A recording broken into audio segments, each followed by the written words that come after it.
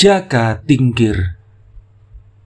Ceritanya Ki Ageng di Pengging bernama Adipati Jayaningrat, terkenal sangat adijaya. Ia sangat disayang oleh Prabu Brawijaya di Majapahit, serta mendapat hadiah putrinya. Punya 2 putra, yaitu Ki Kebo Kanigara dan Ki Kebo Kenanga. Setelah punya 2 anak itu, Adipati Jayaningrat meninggal. Kedua putranya itu saling berselisih. Putra pertama, Ki Kebo Kanigara, terus mempertahankan agama Buddha. Ia lalu pergi bertapa di dalam kawah dan di gunung-gunung, meneladani para pertapa. Meninggalnya dibakar, tidak jelas di mana kuburnya. Adapun Ki Kebo Kenanga mengikuti agama Islam, menganut syarak hukum agama Kanjeng Rasul. Ia sudah mendirikan jemaat di Pengging. Banyak orang yang sholat Jumat di Pengging. Ki Kebo Kenanga banyak berguru kepada Siti Jenar. Teman seperguruannya adalah Ki Ageng Tingkir, Ki Ageng Butuh, Ki Ageng Ngerang. Keempat orang tadi menjadi bersaudara, serta bersatu hati atas kehendak Siti Jenar. Sultan Demak mendengar berita bahwa keturunan Ki Adipati Jayaningrat yang bernama Ki Kebo Kenanga sekarang bernama Ki Ageng Pengging itu sudah masuk Islam, tetapi belum ada yang menghadap ke Demak. Sinuhun Bintara agak marah, sebab Pengging dulu adalah bekas kabupaten, juga masih kerabat Sultan Demak. Mungkin ada pikiran mau mengangkat diri menjadi raja. Sultan Demak lalu mengutus sesepuh bernama Wanapala serta membawa 3 pesan. Pertama, bagaimana niatnya hanya beribadah saja? Apa ada keinginan untuk memiliki kerajaan Demak? Kedua, Sultan sudah tahu mereka itu masih kerabat Sultan Demak. Ketiga, mengapa tidak mau menghadap ke Demak? Ki Wanapala diharapkan dapat menyimpulkan yang menjadi niatnya. Sesudah jelas perintahnya, Ki Wanapala pun segera berangkat. Sesampainya di Pengging setelah bertemu dengan Ki Ageng Pengging, mereka saling bersalaman. Ki Ageng bertanya tentang maksud dan tujuan kedatangannya. Sepertinya perjalanannya begitu rahasia. Ki Ageng Pala terus terang bahwa dirinya diutus Kanjeng Sultan Demak. Kedua orang tadi berdebat ramai, saling menang dan kalah. Ki Wanapala setelah mengetahui niat dari Ki Ageng Pengging, lalu pamit kembali ke Demak, melaporkan kepada Sultan bahwa Ki Ageng Pengging memang punya gagasan. Secara lahir tetap beribadah, tetapi di dalam batin berniat menjadi raja. Begitu pandai bermain sandiwara. Kata Ki Wanapala, mohon ditunggu beberapa waktu lamanya, sebab sudah saya batasi selama 2 tahun supaya segera datang menghadap ke Demak. Banyak kata-kata yang ditunjukkan Ki Wanapala untuk mencegah amarah Sultan kepada Ki Ageng Pengging. Sekembalinya Ki Wanapala ke Demak, Ki Ageng Pengging bertemu Ki Ageng Tingkir, Ki Ageng Ngerang, dan Ki Ageng Butuh. Mereka mengadakan pertemuan sebab mendengar kabar penolakan Ki Ageng Pengging untuk datang ke Demak. Karena masih bersaudara, mereka bertiga khawatir kepada Ki Ageng Pengging. Saudara-saudara Ki Ageng Pengging menanyakan alasan mengapa menolak panggilan datang ke Demak untuk menghadap Sultan. Mereka memberi nasihat supaya menurut saja jika dipanggil lagi. Tetapi Ki Ageng tetap keras bertahan. Waktu itu Ki Ageng Pengging nanggap wayang beber. Pada malam itu juga istrinya yang sedang hamil tua melahirkan anak laki-laki yang tampan parasnya, disertai pelangi dan hujan lebat. Pertunjukan wayang beber dihentikan. Bayi sudah dibersihkan dan diserahkan kepada Ki Ageng Tingkir. Diterima lalu dipangku. Ki Ageng Tingkir berkata kepada Ki Ageng Pengging, "Saudaraku, putramu ini elok sungguh. Aku yakin anak ini kelak besar derajatnya. Beruntunglah yang mesti sempat menyaksikan. Dan anak ini saya beri nama Mas Krebet, karena lahirnya justru pada saat ada pertunjukan wayang beber." Ki Ageng Tingkir, Ki Ageng Butuh, dan Ki Ageng Ngerang setelah 10 hari tinggal di Pengging lalu bersama pulang. Tidak lama kemudian Ki Ageng Tingkir meninggal dunia. Ki Ageng Pengging juga diberitahu oleh Ki Ageng Tingkir. Ki Ageng Pengging menginap di Tingkir selama 5 hari. Setibanya di rumah Ki Ageng Pengging, sedih sekali. Dalam batinnya rasanya ingin ikut meninggal saja.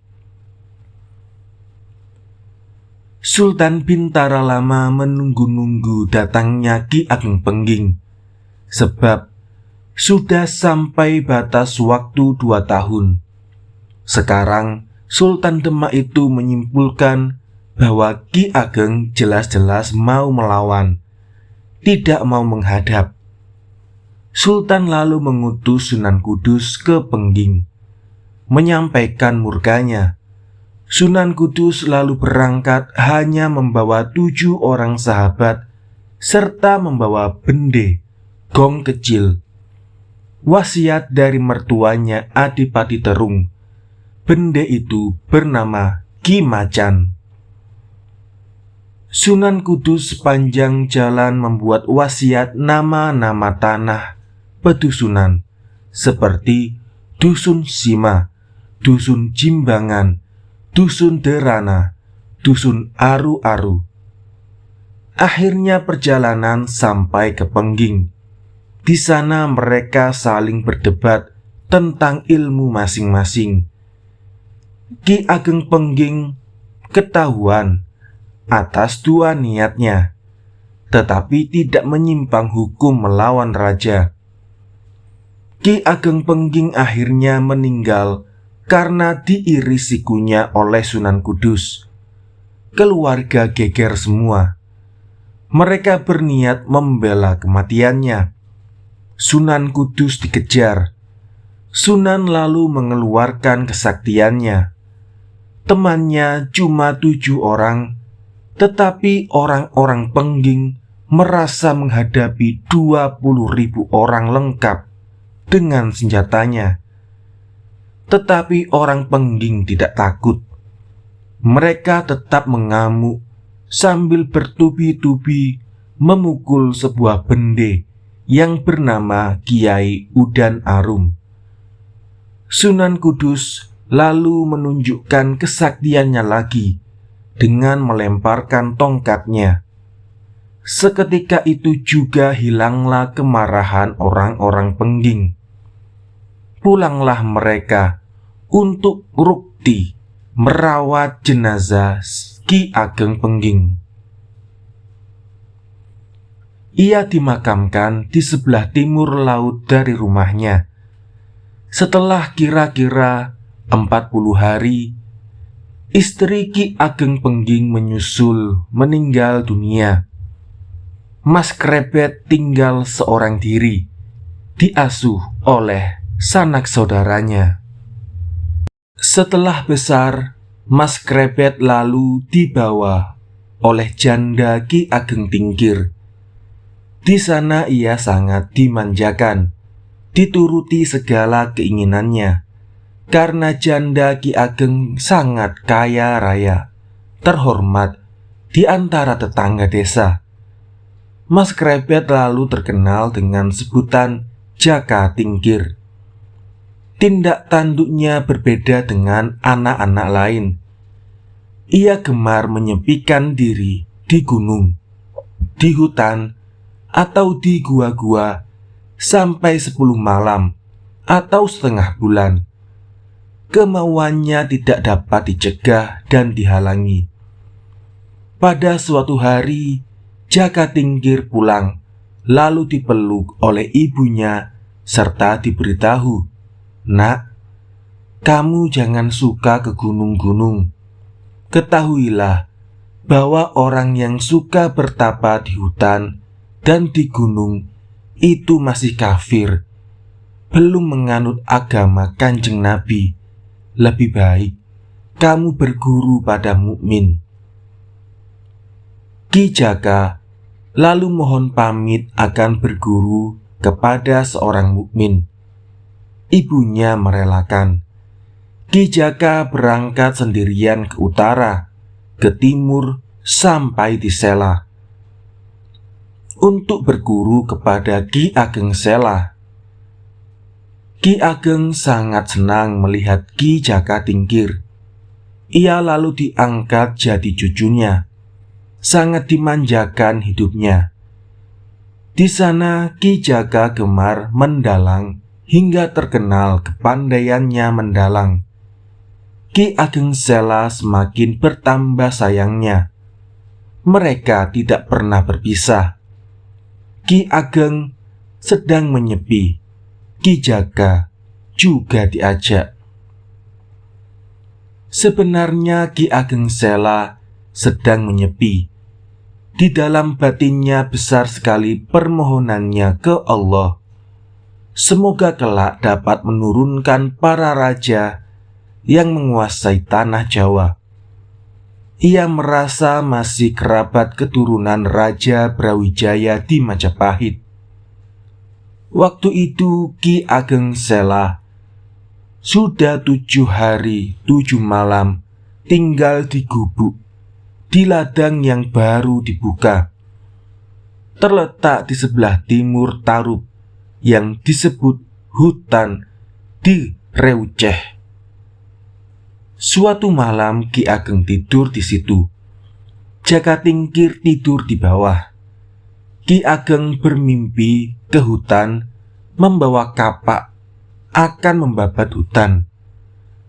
Kelihatan dalam mimpinya Ki Jaka Tingkir sudah ada di sana dan seluruh pohon sudah roboh ditarik oleh Ki Jaka Tingkir.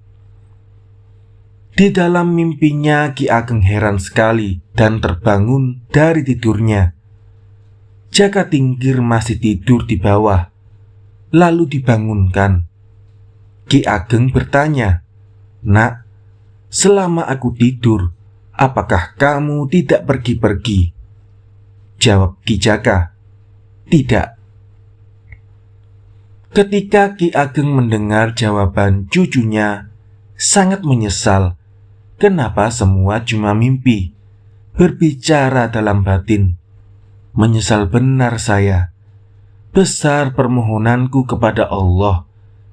Dan selama ini saya belum pernah mendapat firasat demikian.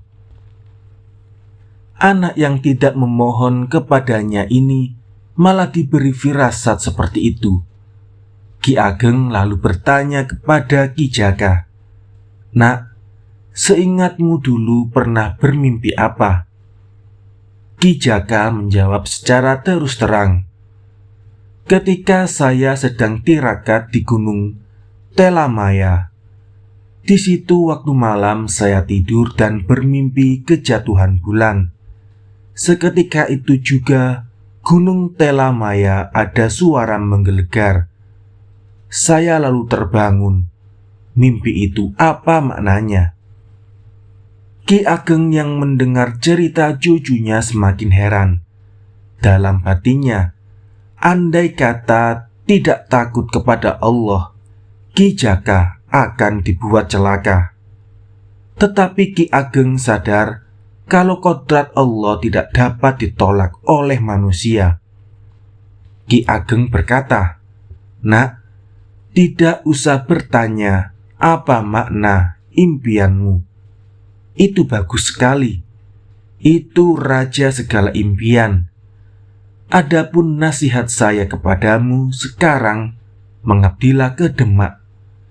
Itu akan jadi perantaraan untuk bertemu makna dari mimpimu. Aku membantu dalam doa saja." Ki Jaka menjawab, "Saya bersedia melaksanakan perintah Eyang. Saya junjung tinggi selama-lamanya." Ki Ageng berkata lagi, "Iya nak, saya akan mengurangi makan dan tidur. Semoga kamu dapat menemukannya. Tetapi nak, semoga anak turunku kelak dapat menjadi penerus wahyumu." Ki Jaka mengiyakan saja. Setelah Ki Ageng Sela mendengar jawaban Ki Jaka itu, amat lega hatinya. Panjang lebar ajarannya kepada Ki Jaka. Ki Jaka lalu berangkat. Dalam perjalanannya ia mampir ke Tingkir memberitahu ibunya perintah Ki Ageng Sela. Ibunya berkata, "Nak, petunjuk Ki Ageng Sela itu benar sekali. Jadi ada sesuatu yang diharapkan. Segera laksanakan. Tetapi tunggulah 2 orang pembantu saya.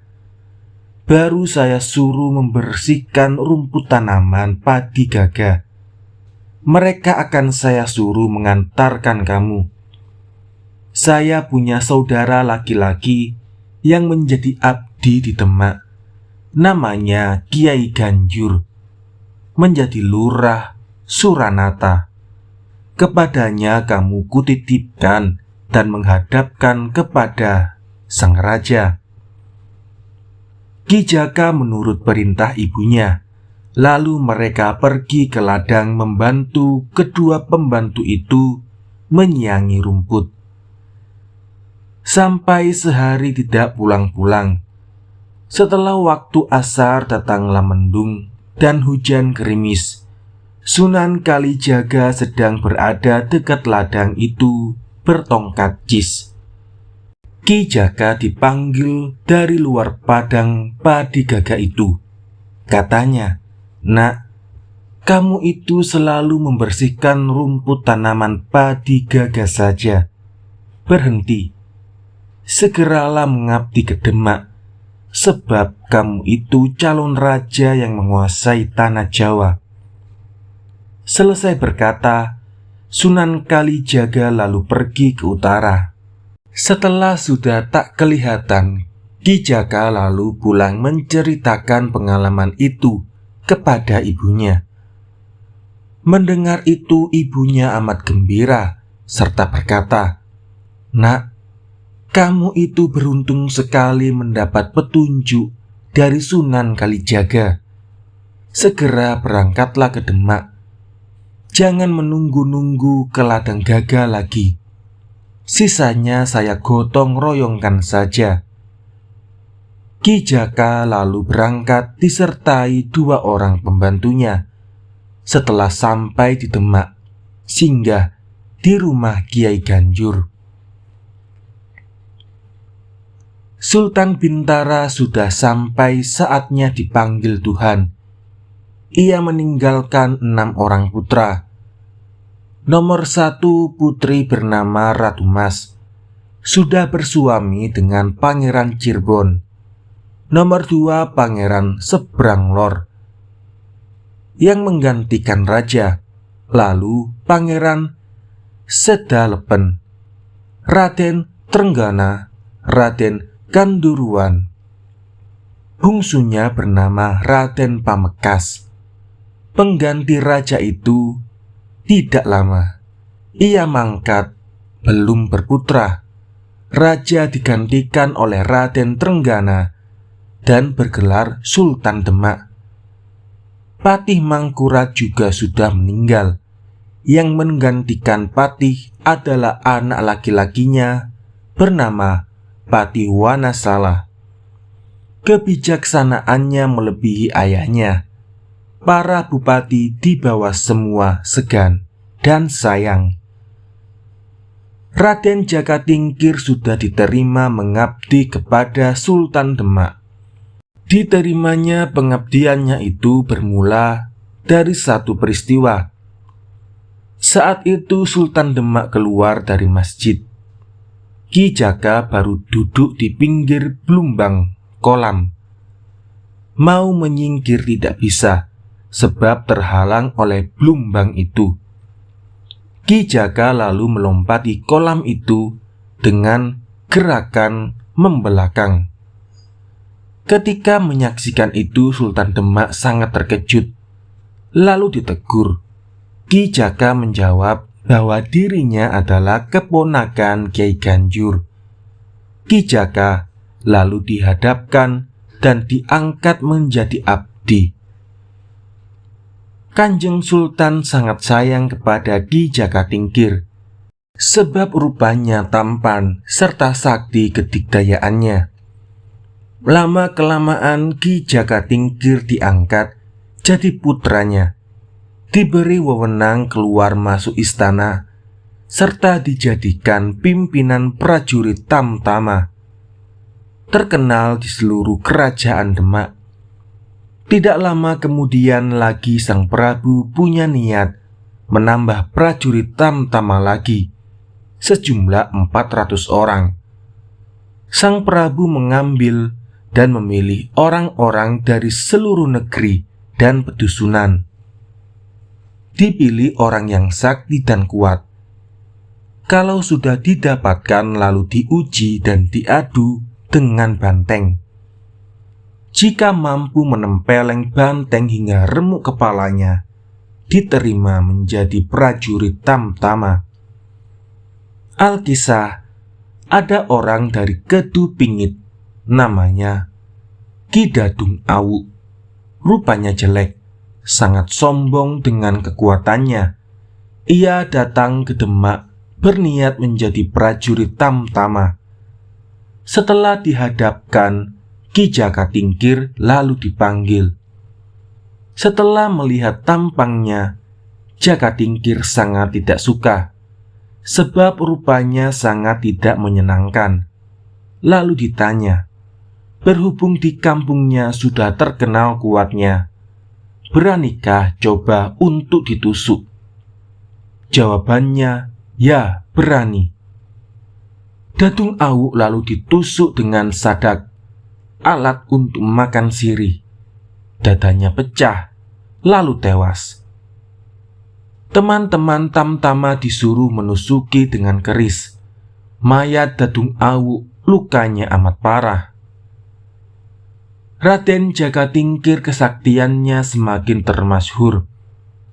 Pada saat itu kematian Dadung Awu dilaporkan kepada Sultan. Jakatingkir telah membunuh orang yang mau masuk jadi prajurit Tamtama. Kanjeng Sultan sangat marah, sebab ia adalah raja yang sangat adil. Raden Jakatingkir lalu diusir dari Demak. Raja memberi uang duka kepada ahli warisnya meninggal sebesar 500 real. Adapun Raden Jakatingkir lalu pergi seketika itu juga dari Demak.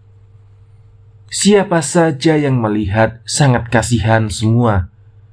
Teman-teman prajurit Tamtama juga menangisinya. Raden Jakatingkir sangat menyesal dengan perbuatannya yang sudah terjadi dan begitu malu melihat orang-orang Demak. Badannya tak berdaya. Dalam hati sangat senang jika segera mati saja. Tujuan perjalanannya ke arah tenggara, masuk ke hutan besar. Tidak jelas yang dituju karena sangat bingung hatinya. Diceritakan ketika di dalam hutan, serta berjalan tanpa arah dan tujuan sampai 5 bulan. Waktu itu perjalanannya sampai di hutan jati, di Gunung Kendeng. Di situ bertemu dengan Ki Ageng Butuh. Ki Ageng sangat terkejut. Ia mendekat seraya berkata, "Nak, berhentilah. Rupamu, romanmu, mirip kakak dari Pengging yang sudah meninggal. Jika kamu jadi anaknya layak sekali. Cuma lebih tampan kamu, tinggi badanmu seimbang. Kakak Pengging dulu agak ketinggian sedikit. Cepat jawab, asalmu dari mana?" Jaka Tingkir menjawab, "Saya memang putra Ki Ageng Pengging." Setelah mendengar jawaban itu, Ki Ageng Butuh merangkul Ki Jaka Tingkir seraya berkata, "Ada apa, nak? Kamu berada di tengah hutan ini." Ki Jaka menceritakan pengalamannya dari awal sampai akhir. Kiai Ageng hanya bisa tertegun. Ki Ageng segera pulang dan Jaka Tingkir dibawa serta. Sesampainya di Butuh, Jaka Tingkir dielu-elukan. Kiai Butuh segera mengundang Kiai Ageng Ngerang. Dia juga datang di sana. Lalu diberitahu bahwa Raden Jaka ini adalah putranya Kiai Ageng Pengging. Kiai Ageng Ngerang segera memeluk dan menangis. Katanya, "Nak, aku dulu menengok ke Pengging, tetapi kamu sudah tidak ada, sudah dibawa ibumu ke Tingkir. Sekarang aku gembira sekali, tetapi kamu sedang menderita. Terimalah. Semua perbuatan yang tidak benar itu atas kehendak Allah, dan wajar bahwa semua orang yang akan bahagia harus dimulai penderitaan." Ki Ageng Butuh dan Kiai Ngerang banyak sekali memberi ajaran kepada Jaka Tingkir. Ia sangat berterima kasih sekali, serta senang hatinya. Jaka Tingkir tinggal di Butuh sampai 2 bulan. Setelah menyelesaikan pelajarannya, Kiai Butuh berkata, "Nak, berhubung sudah 7 bulan kamu pergi dari Demak, sekarang kembalilah ke sana, atau pulanglah ke Tingkir dan Pengging. Mungkin Sultan sudah sadar serta memanggilmu." Ki Jaka menjawab bersedia, lalu berangkat sendirian. Setibanya di luar kota Demak, lalu mengirim pesan kepada teman-teman Tamtama. Mereka datang secara sembunyi-sembunyi. Ki Jaka bertanya kepada teman-temannya, berhubung kepergiannya sudah lama, apakah Sang Prabu pernah menanyakan dirinya? Jawab para Tamtama bahwa Sultan belum pernah menanyakan dirinya. Mendengar itu, Ki Jaka Tingkir sangat sedih hatinya, lalu pamit kepada teman-temannya, berniat menggembara lagi. Perjalanannya menuju Pengging. Di malam hari ia tidur di lantai kuburan ayahnya sampai 4 hari. Lalu ia mendengar suara gaib, "Nak, pergilah engkau ke Tenggara. Di dekat desa Getas Aji ada orang yang tinggal di situ, bernama Ki Buyut Banyu Biru. Ikutlah kamu di situ dan laksanakan segala perintahnya." Ki Jaka Tingkir terkejut dan segera bangun dari tidurnya, berangkat sendirian. Lain cerita di Dukuh Calpitu, di kaki Gunung Lawu. Di situ ada seorang pertapa yang bernama Ki Jaka Leka. Masih terah dari Majapahit, ia mempunyai seorang anak laki-laki, bagus rupanya, bernama Mas Manca. Ki Mas Manca pergi dari pedukuhannya, berniat bertapa di pesisir Laut Selatan. Ia berhenti di Banyu Biru, lalu dijadikan anak angkat oleh Ki Buyut Banyu Biru, serta sangat disayang, diberi kebebasan segala tingkah lakunya, diajari segala ilmu kesaktian dan diperintahkan bertapa supaya segera memperoleh derajat. Sebab Ki Buyut tahu bahwa Mas Manca akan menjadi pendamping raja. Pada waktu itu Ki Buyut berkata, "Nak Mas Manca, rajamu hampir datang ke sini. 2 hari lagi akan datang. Jika sudah 3 bulan tinggal di Banyu Biru, itu pertanda peresmian raja sudah dekat. Kelak akan beribu kota di Pajang. Kamu akan menjadi patihnya. Raja itu sangat sakti dan disegani musuh. Kerajaannya angker. Dia adalah keturunan Dayaningrat di Pengging. Saya kelak akan merekayasa agar cepat penyesuaian menjadi raja." Ki Mas Manca berterima kasih. 2 hari kemudian Raden Jakatingkir datang di Banyu Biru, lalu diangkat menjadi putranya oleh Ki Buyut. Begitu sangat didambakan, dipersaudarakan dengan Mas Manca. Ki Buyut menuntaskan pengajarannya kepada Raden Jakatingkir bersama Mas Manca. Sesudah genap 3 bulan, Ki Buyut berkata kepada Ki Jakatingkir, "Nak, sudah sampai saatnya kamu menunjukkan diri kepada Kanjeng Sultan. Saat ini musim penghujan. Sultan mesti berada di istana di Gunung Prawata. Saya kira kalau kamu datang ke Prawata, Sultan belum pulang ke Demak. Aku membawa syarat yang bisa membuatmu ditanggapi Kanjeng Sultan. Tanah ini masukkan ke dalam mulut kebo Danu. Pasti kerbau tadi langsung mengamuk di Prawata. Orang Demak tak ada yang bisa membunuh. Itu menjadi sebab Sultan memanggil kamu. Jika kamu diperintah untuk membunuh kerbau tadi, tanahnya buanglah terlebih dahulu. Mesti kerbau tadi dapat kau bunuh. Dan kamu saya beri pengikut, adikmu Ki Mas Manca, serta saudara laki-lakimu bernama Ki Wuragil, dan keponakanmu, anaknya Ki Buyut Majesta, bernama Ki Wila. 3 orang tadi jangan sampai pisah dengan kamu."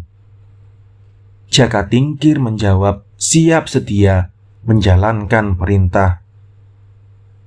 Kiai Buyut lalu memerintah anak cucunya agar membuat rakit untuk dinaiki Jakatingkir. Setelah siap semuanya lalu berangkat naik rakit. Ki Buyut mengantar sampai di tepi sungai sambil berdoa mengadah ke langit.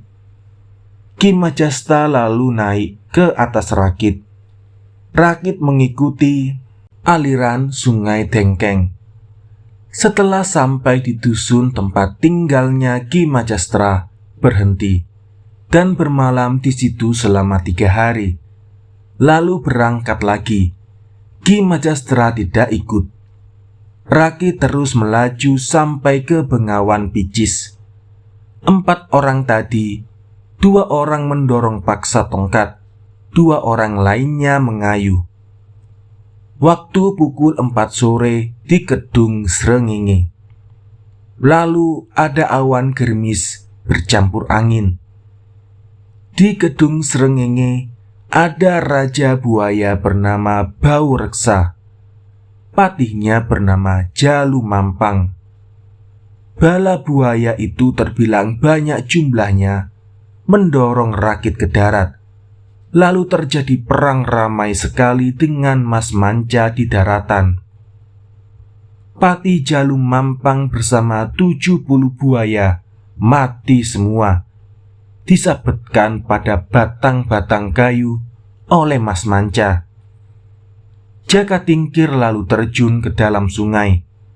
Rasanya seperti di daratan saja. Lalu perang semakin ramai. Banyak buaya yang mati. Raja buaya yang bernama Baureksa menyerah kepada Raden Jakatingkir. Ia berjanji akan mengantarkan perjalanannya dan memberi hadiah 1 buaya setiap tahun. Raden Jakatingkir berangkat naik rakit lagi. Jalannya rakit disangga oleh 40 buaya. Yang di atas tinggal santai-santai saja. Tongkat dan kayu dibuang saja. Di waktu malam sampai di wilayah Butuh. Rakit diketuk-ketuk. Buaya-buaya itu mengerti isyarat tadi. Rakit dihentikan. Raden Jaka beserta 3 temannya berhenti karena terlalu lelah dan mengantuk, lalu tertidur di atas rakit. Waktu itu tengah malam, Ki Ageng Butuh keluar dari rumahnya. Terkejut melihat wahyu kerajaan meluncur dari barat daya, jatuh di sungai tempat di mana Raden Jakatingkir dan teman-temannya tidur. Ki Ageng Butuh mendatangi jatuhnya wahyu kerajaan itu. Sesampai di sana, Ki Ageng tidak sangsi lagi dengan Raden Jakatingkir yang tidur di rakit. Kejatuhan wahyu kerajaan. Lalu dibangunkan. "Nak, bangunlah, jangan selalu tidur saja. Wahyu kerajaan di Demak sudah berpindah tangan kepadamu." Raden Jaka dan teman-temannya segera bangun. Mereka lalu diajak ke tempat tinggal Ki Ageng Butuh. Ki Ageng Ngerang juga sudah dimohon datang di situ. Ia lalu memberi pelajaran kepada Raden Jaka. Berhubung wahyu kerajaan sudah berpindah ke dirinya, ia yang akan menggantikan Sultan Demak. Jangan sampai terlambat. Dimohon kepada Allah agar Sultan rela dan tulus ikhlas, juga diajari perbuatan yang mulia. Banyak sekali ajaran-ajaran diberikan Ki Ageng berdua kepada Raden Jaka. Raden Jaka sangat berterima kasih dan melaksanakan ajaran tadi. Raden Jakatingkir lalu mohon pamit berangkat beserta temannya dengan naik rakit. Perlahan melaju sampai ke Dusun Bulu, Tanah Majenang, lalu ke darat. Buaya-buaya dipesan agar kembali ke tempatnya di Kedung Srengenge. Jakatingkir dan teman-temannya berjalan di darat. Mulai sejak itu, Dusun Bulu diganti nama Tindak. Perjalanan Raden Jaka ke arah utara barat lewat Grobogan. Sampai di daerah Prawata, Raden Jaka melihat bahwa raja masih bersemayam di situ, belum pulang ke Demak. Raden Jakatingkir lalu mencari kerbau Danu. Setelah mendapatkan, lalu dimasukkanlah tanah bawaan dari Majesta ke dalam mulutnya. Kerbau tadi segera lari mengamuk di pesanggerahan Prawata, mengobrak-abrik pesanggerahan dan menanduk orang-orang. Banyak orang yang luka dan tewas, membuat panik orang ke Prawata. Kerbau itu dikeroyok dan ditusuk dengan banyak senjata, tetapi tidak mempan. Sultan lalu memerintahkan para tamtama supaya melawan amukan kerbau tadi. Mereka sudah membawa senjata, sebab sudah dilatih menempeleng kerbau sekali hingga hancur kepalanya dan tewas. Para tamtama lalu menyambutnya sendiri berganti-ganti, tetapi tak ada yang dapat menyelesaikan tugas. Malah banyak yang tergeletak di sepak dan diinjak-injak. Amukan kerbau itu berlangsung sampai 3 hari 3 malam. Jika sore hari masuk ke hutan, pagi hari datang mengamuk lagi di pesanggerahan dan mengejar orang. Setiap hari Sultan melihat dari panggung. Pada waktu Sultan melihat Jaka Tingkir diikuti 3 orang berjalan di belakang barisan, geraknya seakan melihat amukan kerbau itu. Sang raja memanggil abdinya yang bernama Jebat. "Jebat, aku seperti melihat si Tingkir diikuti 3 pembantunya. Saya tidak lupa. Tanyakan padanya, apa dia berani diadu dengan kerbau yang mengamuk. Jika Tingkir dapat membunuh kerbau itu, saya ampuni dosanya." Setelah diperintahkan, Jaka Tingkir menjawab bersedia. Sang Prabu lalu memerintahkan untuk mengepung kerbau serta menyoraki Jaka Tingkir ketika berkelahi dengan kerbau. Mereka diperintahkan menabuh monggah, kendang gong. Sang raja melihat dari panggung. Jaka Tingkir lalu mendatangi kerbau. Kerbau itu lalu menanduk. Perkelahian berlangsung lama yang menyaksikan keheran-heranan. Raden Jaka Tingkir dilempar ke atas, diterima dengan tanduk, namun tidak apa-apa. Tanduk serta ekor kerbau ditangkap, lalu dihentak. Kerbau roboh bergelimpang. Tanah syarat dari Banyu Biru sudah keluar. Kerbau ditempeleng remuk kepalanya, tewas seketika, membuat kagum serta gembira sang raja dan semua orang yang menyaksikan.